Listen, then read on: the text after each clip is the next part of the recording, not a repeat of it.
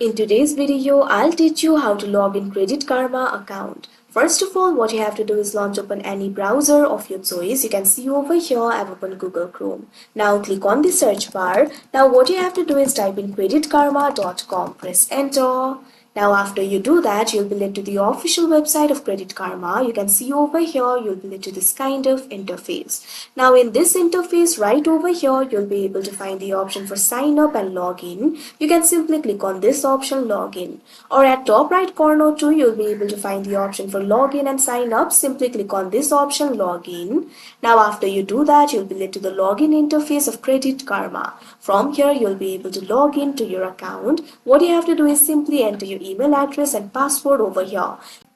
Click on the field of email. Now enter the email over here. Likewise, click on the field of password and enter the password. Now after you enter the email and password, click on the login option that you can see on the screen. After that, you'll be logged into your account. So that is how you log in Credit Karma account. I hope you found this video helpful. Thank you for watching.